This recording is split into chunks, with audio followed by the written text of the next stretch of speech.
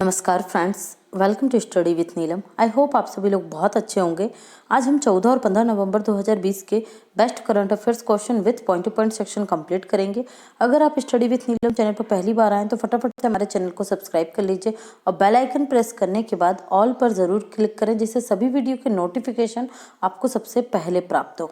आप हमें सभी सोशल मीडिया प्लेटफॉर्म पर फॉलो कर सकते हैं और टेलीग्राम चैनल को ज्वाइन कीजिए। अगर आप किसी भी एग्जाम की तैयारी कर रहे हैं, रेलवे, एसएससी, आरआरबी, एनटीपीसी, किसी भी स्टेट्स के स्पेशल एग्जाम है या सभी स्टेट्स की पीएससी हैं, तो आपको टेलीग्राम चैनल से स्टैटिक्स जीके की बहुत ही इंपॉर्टेंट इन्फॉर्मेशन प्लस जो आपके एग्जाम पॉइंट ऑफ व्यू से आने के ज़्यादा चांसेस है वो इन्फॉर्मेशन आपको टेलीग्राम चैनल पर प्रोवाइड की जाती है। क्योंकि हर टॉपिक पर वीडियो बनाना पॉसिबल नहीं होता है, तो आप यहाँ से उसे ले सकते हैं। ओके फ्रेंड्स, वीडियो को लाइक करना, शेयर करना और चैनल को सब्सक्राइब करना बिल्कुल ना भूलें। चलिए तो शुरू करते हैं आज का लेक्चर फटाफट। हाल ही में विश्व मधुमेह दिवस कब मनाया गया? मधुमेह दिवस मतलब वर्ल्ड डायबिटीज डे कब मनाया गया? तो ये 14 नवंबर को मनाया जाता है प्रतिवर्ष वर्ल्ड डायबिटीज डे। और इस वर्ष की थीम क्या रखी गई? The nurse and diabetes. The nurse and diabetes इस वर्ष की थीम रखी गई। और 14 नवंबर को ही एक और दिवस मनाया जाता है। कौन सा? तो ये मनाया जाता है बाल दिवस। ठीक है, चिल्ड्रन डे। किसके जन्मदिन के रूप में, किसकी जयंती के रूप में? तो हमारे देश के पहले प्रधानमंत्री जवाहरलाल नेहरू जी की जयंती के जो दिन होता है 14 नवंबर, उसी दिन को मनाते हैं national children's day. Okay friends, तो ये आप याद रखेंगे। हम देख लेते हैं अभी तक के नवंबर में हमने कौन कौन से इंपॉर्टेंट डे सेलिब्रेट किए। 1 नवंबर को वर्ल्ड वेगन डे, 5 नवंबर को वर्ल्ड सुनामी जागरूकता दिवस, 7 नवंबर को राष्ट्रीय कैंसर जागरूकता दिवस, 8 नवंबर विश्व रेडियोग्राफी दिवस, 10 नवंबर वर्ल्ड साइंस डे, 11 नवंबर राष्ट्रीय शिक्षा दिवस, 12 नवंबर वर्ल्ड निमोनिया डे और 12 नवंबर को यह हमने मनाया था लोक सेवा प्रसारण दिवस, 13 नवंबर को विश्व दयालुता या वर्ल्ड काइंडनेस डे और 13 नवंबर को ही मनाया गया राष्ट्रीय आयुर्वेद दिवस। अब यहाँ से आपको याद रखना है राष्ट्रीय आयुर्वेद दिवस से कि इस दिन जो धनतेरस होती है ना, उसी को किस रूप में मनाते हैं? धन्वंतरी के रूप में। धन्वंतरी आपको पता है बहुत बड़े आयुर्वेदाचार्य थे और इसी रूप में हम मनाते हैं राष्ट्रीय आयुर्वेद दिवस। तो ये आपको याद रखना है। यहाँ से एक पॉइंट, गुजरात और राजस्थान इन दोनों राज्यों में प्रधानमंत्री नरेंद्र मोदी के द्वारा आयुर्वेद इंस्टीट्यूट की स्थापना की गई है। ठीक है, तो ये भी आप याद रखेंगे, गुजरात और राजस्थान। बढ़ते हैं अगले क्वेश्चन की तरफ। हाल ही में किस वित्तीय सेवा मंच ने छोटे व्यवसायियों के लिए पे आउट लिंक लॉन्च किया है? तो राइट आंसर होगा पेटीएम। पेटीएम के द्वारा जो छोटे व्यवसायी हैं उन्हें सुविधाजनक पेमेंट या भुगतान करने के लिए ग्राहकों, व्यापारियों और विक्रेताओं को तुरंत भुगतान करने में सक्षम बनाए रखने के लिए पेटीएम के द्वारा छोटे व्यवसायियों के लिए पे आउट लिंक को लॉन्च किया गया है। तो किसने लॉन्च किया पे आउट लिंक? तो ये लॉन्च किया गया है पेटीएम के द्वारा। पेटीएम की स्थापना कब हुई थी? 2010 में इसकी स्थापना हुई थी। हेडक्वार्टर आपको मिलेगा यूपी नोएडा में और इसके वर्तमान में एमडी सीईओ कौन है? विजय शेखर। कौन है? विजय शेखर। तो ये आप याद रखेंगे। अभी हम बढ़ते हैं नेक्स्ट क्वेश्चन की तरफ। हाल ही में 2020 के लिए निम्न में से किस संस्था को यूएन पॉपुलेशन अवार्ड से सम्मानित किया गया? राइट आंसर होगा यहाँ पर हमारा हेल्प एज इंडिया। देखिए, जो यूएन पॉपुलेशन अवार्ड है, जो बुजुर्गों के लिए जो संस्था या व्यक्ति महत्वपूर्ण काम करते हैं, उनके लिए बुजुर्गों को आने वाली जो समस्याएं हैं उनकी देखभाल के लिए, उनके स्वास्थ्य के लिए, उनकी पेंशन वगैरह या बुढ़ापे में उनको जो जो समस्याएं आती हैं उनका निवारण करने के लिए, तो उन संस्था और व्यक्ति को क्या दिया जाता है? यूएन की तरफ से यूएन पॉपुलेशन अवार्ड दिया जाता है। तो देखिए, 2 श्रेणियों में दिया जाता है। एक तो दिया जाएगा ऑर्गेनाइजेशन को और एक दिया जाता है पर्सनल, मतलब व्यक्तिगत। तो जो ऑर्गेनाइजेशन है उसमें तो दिया गया हेल्प एज इंडिया को, और पर्सनली जो दिया गया व्यक्तिगत श्रेणी में वो दिया गया भूटान जो देश है वहाँ की राजमाता। भूटान की राजमाता जो है सांगेग चाउडेन वांगचू, ठीक है, इन्हें दिया गया है ये यूएन पॉपुलेशन अवार्ड। तो इन्हें भी आप याद रखेंगे। नेक्स्ट देख लेते हैं। हाल ही में मेलबोर्न क्रिकेट क्लब फाउंडेशन का नया संरक्षक या पैट्रॉन किसे नियुक्त किया गया है? तो राइट आंसर होगा वेस्टइंडीज के पूर्व क्रिकेट खिलाड़ी माइकल हॉल्डिंग्स को नियुक्त किया गया। पैट्रॉन क्या होता है? देखिए, पैट्रॉन शब्द उस व्यक्ति के लिए यूज किया जाता है जो किसी फंड, फाउंडेशन है ये, तो इस फाउंडेशन के द्वारा जो चैरिटी वाले कार्य किए जाएंगे उनके उस कार्य में जो पैसा यूज होता है, जो मनी यूज होती है, उसका हिसाब किताब रखने वाला, उस पर निगरानी रखने वाला क्या कहलाता है? तो ये पैट्रॉन कहलाता है। कौन बन गए हैं? माइकल हॉल्डिंग्स बन गए हैं। ठीक है, तो ये आप याद रखेंगे। मेरिलबॉल क्रिकेट क्लब की पहली महिला, इसके 233 वर्ष के इतिहास में पहली बार कौन बनी है? इसके जी सबसे पुराना क्लब है विश्व का। ठीक है, मेरिलबॉर्न क्रिकेट क्लब। और क्लेयर इसकी जो क्या है, क्लेयर इसकी पहली महिला अध्यक्ष बनी थी। ठीक है, क्लेयर। तो इन्हें भी आप याद रखेंगे। अदर ऑप्शंस को देख लेते हैं। ए के गुप्ता, ये ONGC विदेश लिमिटेड के MD CEO बने। राजीव जलोटा, ये मुंबई पोर्ट ट्रस्ट के अध्यक्ष बने हैं। और द्वारते पेचोका, ये क्या बने थे? पचेको, ये बने थे इंटर पार्लियामेंट्री यूनिट के अध्यक्ष। ठीक है, तो इन्हें भी आप याद रखेंगे। नेक्स्ट देखते हैं, दुनिया की सबसे कम उम्र के लेखक के रूप में निम्न में से किसे मान्यता दी गई है? तो राइट आंसर होगा गुजरात की हैं अभिजीता गुप्ता। ठीक है, 7 वर्षीय अभिजीता गुप्ता, इनकी उम्र 7 वर्ष है। ये इन्होंने लेखन में बहुत ही बड़ी उपलब्धियां हासिल की हैं और इनकी एक उपलब्धि में से ये है कि इन्हें इंटरनेशनल बुक ऑफ रिकॉर्ड्स के द्वारा 7 वर्ष की सबसे कम उम्र की लेखक के रूप में मान्यता दी गई है, इंटरनेशनल बुक ऑफ रिकॉर्ड्स के द्वारा। और एशिया बुक ऑफ रिकॉर्ड्स ने इन्हें ग्रैंड मास्टर इन राइटिंग के रूप में मान्यता दी है। इनकी बुक का नाम क्या है अभिजीता गुप्ता की? Happiness all around. Happiness all around, तो ये बुक का नाम आप लोग याद रखेंगे। ओके फ्रेंड्स, अदर ऑप्शंस को देख लेते हैं हम। तो अदर ऑप्शन में चैतन्य वेंकटेश्वर, ये ब्रिटिश उच्चायुक्त में एक दिन के लिए ब्रिटिश उच्चायुक्त नियुक्ति की गई थी। एवा मूर्तो, ये फिनलैंड से और इन्हें एक दिन के लिए फिनलैंड का PM नियुक्त किया गया था। वैसे कौन है फिनलैंड की PM? सना मरीन है। ऐश्वर्या श्रीधर, ये देश की पहली wild life photographer of the year चुनी गई है और देश की पहली महिला बनी है वाइल्ड लाइफ फोटोग्राफी में ये अवार्ड जीतने वाली। नेक्स्ट देखते हैं, हाल ही में आसिफ बसरा का निधन हो गया। इनका संबंध किस क्षेत्र से था? तो इनका संबंध अभिनेता थे ये, आप लोगों को याद होगा जब भी मैट मूवी, काइचे पो मूवी, ठीक है, इन बहुत सारी मूवियों में इन्होंने अभिनय किया है और इन्होंने आत्महत्या कर ली है। ठीक है, तो इन्हें आप याद रखेंगे। किस क्षेत्र से संबंध है? तो ये फिल्मी क्षेत्र से संबंधित है और अभिनेता रहे हैं। ठीक है, बढ़ते हैं अगले क्वेश्चन की तरफ। हाल ही में आंग सान सूकी को किस देश के स्टेट काउंसलर के रूप में चुना गया? तो राइट आंसर होगा म्यांमार। देखिए, जिस तरीके से हमारे देश में प्रधानमंत्री होता है उसी तरीके से म्यांमार में क्या कहा जाता है? उसे स्टेट काउंसलर कहा जाता है। आप लोगों को पता होगा, ये मैं बता देती हूँ, जिनको नहीं पता है उनको 2011 तक म्यांमार में क्या था? सेना का शासन था और 2011 में यहाँ पहली बार चुनाव हुए थे। तब उसके बाद स्टेट काउंसलर आंग सान सूकी को ही बनाया गया। ये नोबेल पुरस्कार विजेता हैं, शांति का नोबेल पुरस्कार मिल चुका है इन्हें। तो आप लोग मुझे कमेंट सेक्शन में बताएंगे कि आंग सान सूकी को शांति का नोबेल पुरस्कार कब मिला था। ओके, हाँ, यहाँ पर जो म्यांमार है यहाँ पर 664 सीटों पर मतदान हुआ। इनकी पार्टी का नाम आप याद रखेंगे, national league democracy party. National league democracy party. इस नेशनल लीग डेमोक्रेसी पार्टी ने 664 सीटों में से 346 सीटों पर विजय प्राप्त की और अपने स्टेट काउंसलर के रूप में चुना है आंग सान सूकी को। तो इन्हें आप याद रखेंगे। यहाँ के प्रेसिडेंट कौन है? तो प्रेसिडेंट हैं बिन मिस्ट यहाँ के क्या है? प्रेसिडेंट है। संसद, म्यांमार की संसद को क्या कहा जाता है? पीथू हलूतो। ठीक है, ये याद रखेंगे आप, म्यांमार की संसद का नाम है। ठीक है, और यहाँ की कैपिटल क्या है म्यांमार की? तो ये आप मैप पे ग्रीन कलर का देख रहे हैं, नाईपेते यहाँ की कैपिटल है और करेंसी है कयात। क्या है कैपिटल? कयात। ठीक है, देखिए यहाँ से भारत के कौन कौन से स्टेट म्यांमार से सीमा बनाते हैं? तो यहाँ पर है आपका अरुणाचल प्रदेश, फिर है आपका नागालैंड, मणिपुर और मिजोरम। याद रखिएगा त्रिपुरा यहाँ अंदर है। त्रिपुरा मिजोरम से म्यांमार से सीमा नहीं बनाता है और आपको कंफ्यूज करने के लिए वो त्रिपुरा जरूर डालेंगे। ओके, ऑप्शन में, तो आप याद रखिएगा। नेक्स्ट देखते हैं हम, हाल ही में JNU जवाहरलाल यूनिवर्सिटी में स्वामी विवेकानंद की मूर्ति का अनावरण निम्न में से किसके द्वारा किया गया? तो प्रधानमंत्री नरेंद्र मोदी के द्वारा JNU में स्वामी विवेकानंद की मूर्ति का अनावरण किया गया है। तो ये आप याद रखेंगे। किसने किया है? प्रधानमंत्री नरेंद्र मोदी ने। ओके, अदर ऑप्शंस को देख लेते हैं। तो मनीष सिसोदिया ये दिल्ली के शिक्षा मंत्री और डिप्टी सीएम है।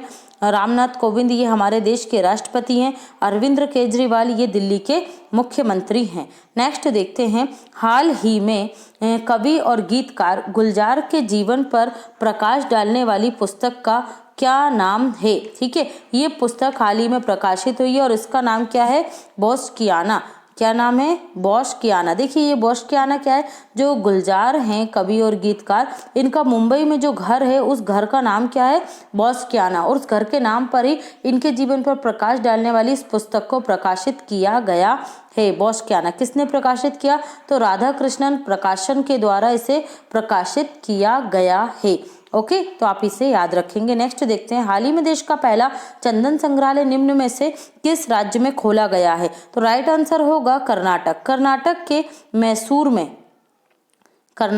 मैसूर में अशोकपुरम के किसानों को कहाँ पर? अशोकपुरम के किसानों को अरण्य भवन में इस चंदन संग्रहालय का उद्घाटन किया गया। और इसका उद्घाटन करने का उद्देश्य क्या रहा? इस संग्रहालय को बनाने का, ताकि किसानों को चंदन की खेती से शिक्षित किया जा सके। ओके, तो याद रखिएगा, देश का पहला चंदन संग्रहालय कहाँ है? मैसूर, कर्नाटक में है। नेक्स्ट देखते हैं, हाल ही में किस राज्य या केंद्र शासित प्रदेश ने कोविड-19 मरीजों को मुफ्त ई वाहन सेवा के लिए जीवन सेवा ऐप को लॉन्च किया? तो राइट आंसर होगा दिल्ली। दिल्ली सरकार के द्वारा जो कोविड-19 के मरीज हैं और जो होम क्वारंटाइन है, ठीक है, होम क्वारंटाइन है और उन्हें घर से कहाँ जाना है? कोविड हॉस्पिटल जाना है, तो वो किसका यूज़ करेंगे? जीवन सेवा एप्लीकेशन का यूज़ करके वो वाहन मंगा सकते हैं और सीधे कोविड हॉस्पिटल पहुंच सकते हैं। तो ये किसने लॉन्च किया है? दिल्ली सरकार के द्वारा लॉन्च किया गया है। कौन है दिल्ली के स्वास्थ्य मंत्री जिन्होंने इसे लॉन्च किया है? सत्येंद्र जैन है। कौन है? सत्येंद्र जैन। तो इन्हें आप याद रखेंगे। ओके, नेक्स्ट देखते हैं दिल्ली के बारे में। तो ये रहा मैप में दिल्ली देश की राजधानी है। ओके, मुख्यमंत्री हैं केजरीवाल, उपराज्यपाल हैं अनिल बैजल, दिल्ली के राजपथ किसको कहा जाता है? किंग्स वे को कहा जाता है। फर्स्ट एशियन गेम्स दिल्ली में हुए थे 1951 में। दिल्ली के वास्तुकार एडविन लुटियंस हैं। महात्मा गांधी की समाधि आपको राजघाट में मिलेगी और लाल बहादुर शास्त्री की समाधि विजय घाट कही जाती है। सिग्नेचर ब्रिज ये यमुना नदी पर बना है। कहाँ पर? दिल्ली में ही बना है और नमस्ते के आकार का 165 मीटर लंबा है। तो ये भी आप याद रखेंगे। अदर ऑप्शन देख लेते हैं। दिल्ली से ट्री ट्रांसप्लांटेशन करने वाला देश का पहला राज्य दिल्ली बना है। रेड लाइट ऑन गाड़ी ऑफ अभियान प्रदूषण स्तर को कम करने के लिए दिल्ली सरकार के द्वारा प्रारंभ किया गया है। खाद्य और ग्रामोद्योग आयोग ने दिल्ली में अपना पहला फुटवेयर प्रशिक्षण केंद्र स्थापित किया है। Access corona application, operation shield 5T plan, देश का पहला प्लाज्मा बैंक, ये सभी दिल्ली में ओपन हुए हैं। दिल्ली सरकार के द्वारा ये ऑपरेशन और एप्लीकेशन लॉन्च किए गए थे। पौधा लगाओ पर्यावरण बचाओ ये दिल्ली सरकार ने लॉन्च किया। और ई लीड पोर्टल शिक्षा मंत्री मनोज सिसोदिया के द्वारा लॉन्च किया गया था। यहाँ पर सभी कक्षाओं के जो बच्चे हैं उन्हें फ्री एजुकेशन मटेरियल प्रदान किया जाएगा। नेक्स्ट देखते हैं, हाल ही में अंतर्राज्यीय प्रवासी नीति सूचकांक 2020 में निम्न में से कौन सा राज्य टॉप पर रहा है? देखिए सूचकांक 2019 की परिस्थितियों पर क्या किया गया? जारी किया गया है। तो इसके अनुसार, ठीक है, सूचकांक में इसके अनुसार कौन सा राज्य टॉप पर रहा? तो केरल इसमें टॉप पर रहा है। तो देखिए ये जो सूचकांक है ये इस उद्देश्य से बनाया गया है कि प्रवासी श्रमिकों को किस राज्य में सबसे ज्यादा आकर्षित किया है, मतलब किस राज्य में श्रमिकों को सबसे ज्यादा सुविधा मिली है, जिससे सबसे अधिक जो है आपके प्रवासी वो इस राज्य में पहुंचे हैं। तो किस में पहुंचे हैं? केरल में पहुंचे हैं। ठीक है, तो देखिए पहले स्थान पे तो केरल है। केरल के बाद हम देख लेते हैं यहाँ चार्ट में, केरल पहले स्थान पर है, फिर गोवा है, फिर आपका राजस्थान है, फिर आंध्र प्रदेश है, फिर मध्य प्रदेश, सिक्किम, असम, महाराष्ट्र, वेस्ट बंगाल और बिहार। ये राज्य हैं जिन्होंने क्या किया है? श्रमिकों को, प्रवासी श्रमिकों को आकर्षित किया है। तो इन्हें आप याद रखेंगे। टॉप 10 स्टेट है। नेक्स्ट है point two point section. Melbourne cricket club की पहली महिला अध्यक्ष कौन थी? क्लेयर कॉर्न बनी थी, क्लेयर कॉर्न। ऑस्कर पुरस्कार 2021 के लिए भारतीय फिल्म नटखट, ये इसमें नटखट जो फिल्म है इसमें विद्या बालन ने अभिनय किया है, तो याद रखिएगा। देखिए अभिनय में नामित होने के लिए योग्य हो गई है, ठीक है। यहाँ पर आपको याद रखना है best of India short film एक फेस्टिवल होता है और इस फेस्टिवल में जो फिल्म टॉप पर आती है, जो फिल्म इसको सबसे बेस्ट अवार्ड जीतती है, वही फिल्म क्या होती है? ऑस्कर पुरस्कार के लिए नॉमिनेट की जाती है। अभी चुनी नहीं गई है फिल्म, याद रखिएगा, नॉमिनेट हुई है, ठीक है, नामित हुई है। तो फिल्म टॉप पर रही थी और इसलिए से क्या किया गया? ऑस्कर 2000 के लिए नॉमिनेट किया गया है। कौन है नटखट फिल्म के डायरेक्टर? तो डायरेक्टर है इसके शान व्यास और अभिनय में याद रखिएगा विद्या बालन। पैनासोनिक ने अपना नया सीईओ किसे नियुक्त किया है? तो यूकी कुसुमी को नियुक्त किया है अपना सीईओ। पैनासोनिक कंपनी का नाम आपने सुना होगा, ये किस देश की है? जापान की है। ज्ञानेंद्र निगोमाम ये मणिपुर से हैं और हॉकी इंडिया के नए अध्यक्ष बने। A Jaganmohan Rao handball federation of India के अध्यक्ष बने। हैंडबॉल फेडरेशन ऑफ इंडिया का हेडक्वार्टर आपको मिलेगा लखनऊ में। और हम ओम तलसानिया दुनिया के सबसे छोटे कंप्यूटर प्रोग्रामर हैं, गुजरात के हैं और मात्र 6 वर्ष इनकी आयु है, तो ये भी इंपॉर्टेंट पॉइंट है, याद रखिएगा। नेक्स्ट है छत्तीसगढ़ के मुख्यमंत्री भूपेश सिंह बघेल ने राज्य में 15 जिलों में 23 नई तहसीलों का उद्घाटन किया है। आंध्र प्रदेश के कडप्पा जिले ने जल संरक्षण में शीर्ष स्थान हासिल किया है पूरे देश में। किस अभियान के तहत? जल शक्ति अभियान जो राष्ट्रीय पुरस्कार है उसके तहत। कौन सा जिला टॉप पर रहा? आंध्र प्रदेश का कडप्पा जिला। दूसरे स्थान पर रहा संगारेड्डी तेलंगाना और तीसरे स्थान पर रहा तंजावुर तमिलनाडु।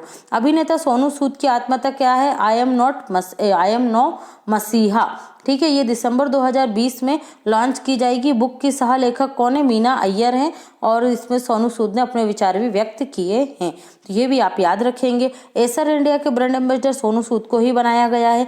हरियाणा के मुख्यमंत्री मनोहर लाल खट्टर के द्वारा प्रोजेक्ट एयर केयर को लॉन्च किया गया।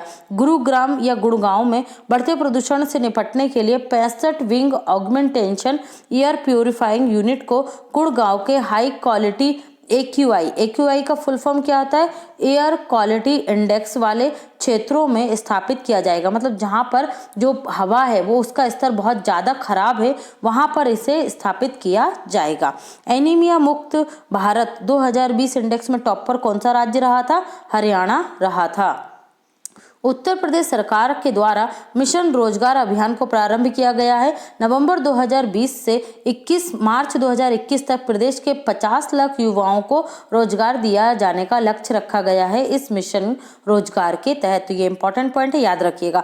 भारत अमेरिकी कास पटेल इनको बोला जाता है। अमेरिका में ये कास पटेल के नाम से फेमस है, बाकी ने बोला जाता है पूरा नाम इनका Kashyap Pramod Patel, okay.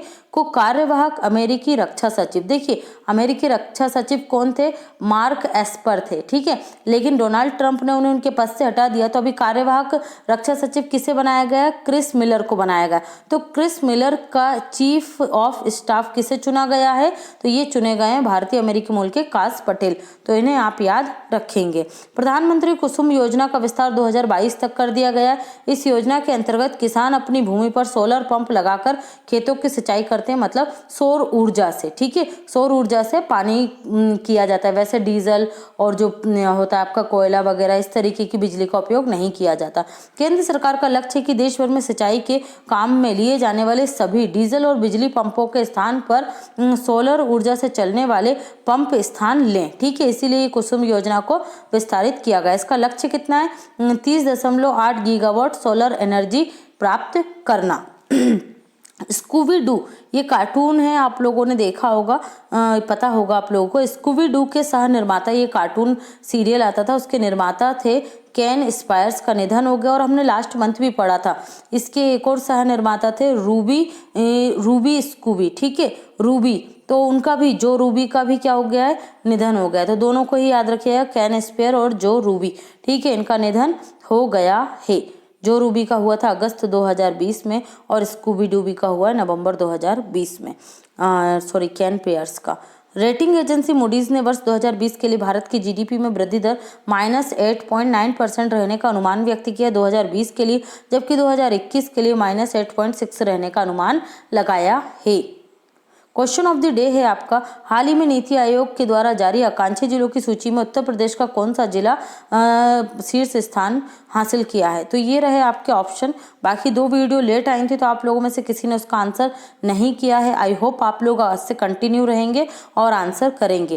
Thanks for watching, have a great day and take care.